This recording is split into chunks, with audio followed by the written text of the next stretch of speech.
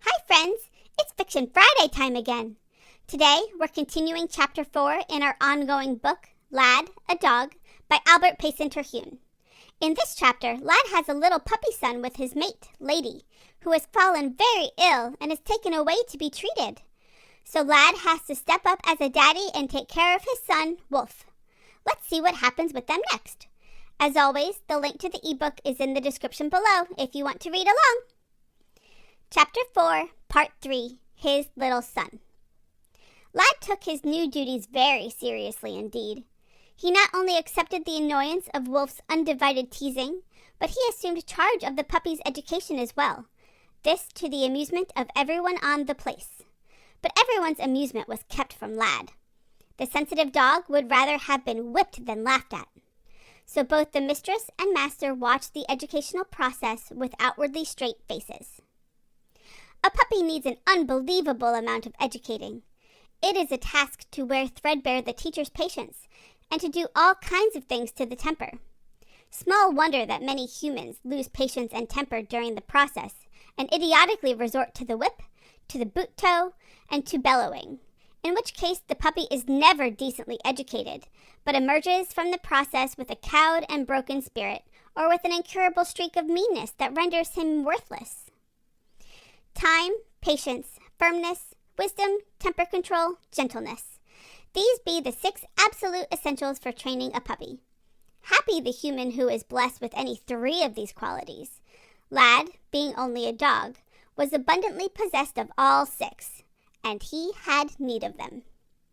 To begin with, Wolf had a joyous yearning to tear up or bury every portable thing that could be buried or torn.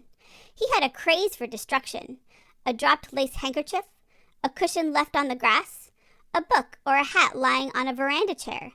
These and 1,000 other things he looked on as treasure trove, to be destroyed as quickly and as delightedly as possible.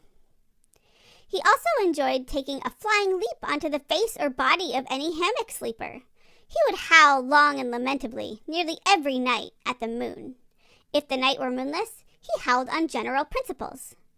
He thrilled with bliss at a chance to harry and terrify the chickens or peacocks or pigeons, or any others of the place's little people that were safe prey for him. He tried this form of bullying once, only once, on the mistress's temperamental gray cat, Peter Grimm.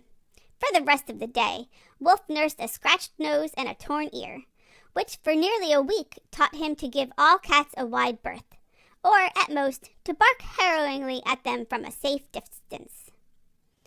Again, Wolf had an insatiable craving to find out for himself whether or not everything on earth was good to eat.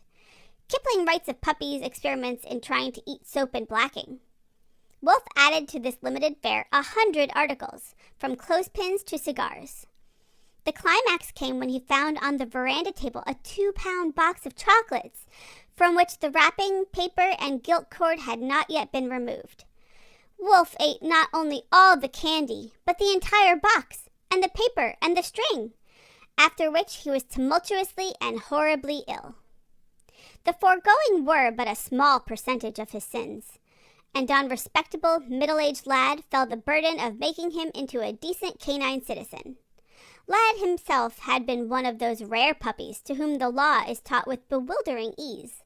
A single command or prohibition had ever been enough to fix a rule in his almost uncannily human brain. Perhaps if the 2 little brown pups had lived, one or both of them might have taken after their sire in character. But Wolf was the true son of the temperamental, willful lady, and Lad had his job cut out for him in educating the puppy. It was a slow, tedious process.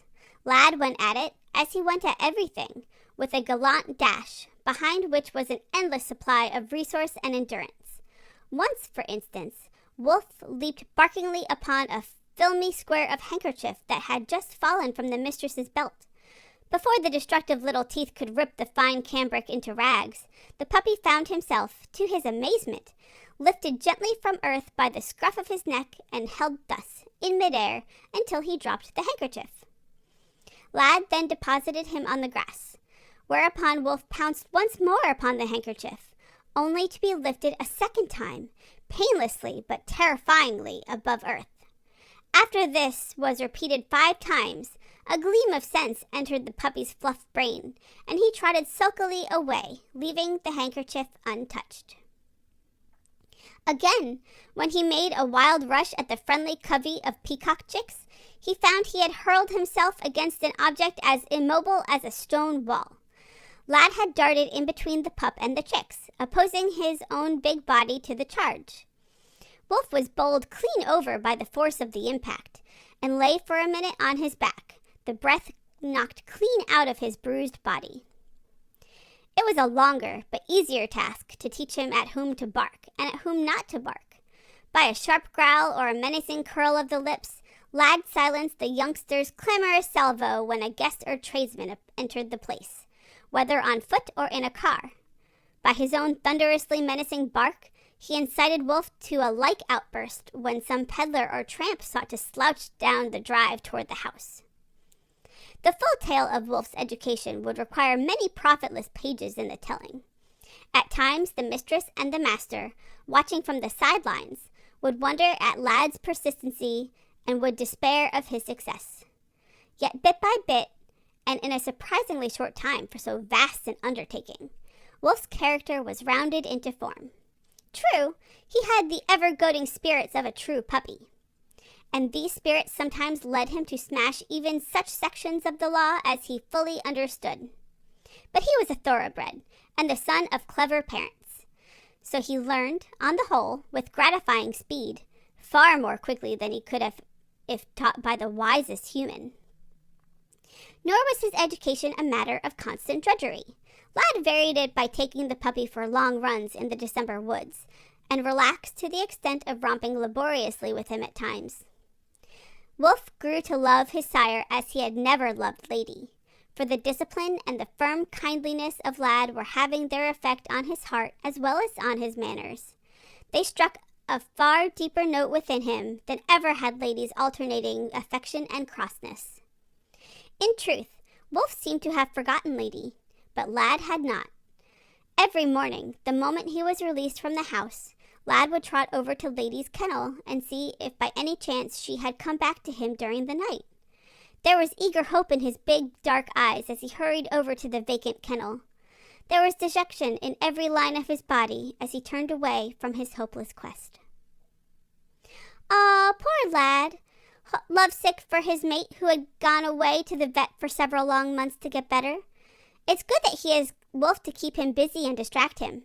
And it sure sounds like Wolf is a handful and a scamp, just like me.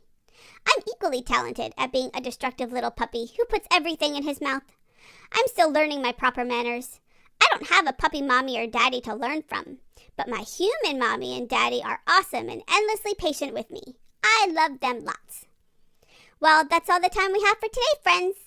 Be sure to join me on Monday for a new Music Monday song, then Wednesday for our next Chinese Zodiac Animal Wiki, and then next Friday we'll continue this chapter of Lad. Thanks for hanging out with me today. Bye!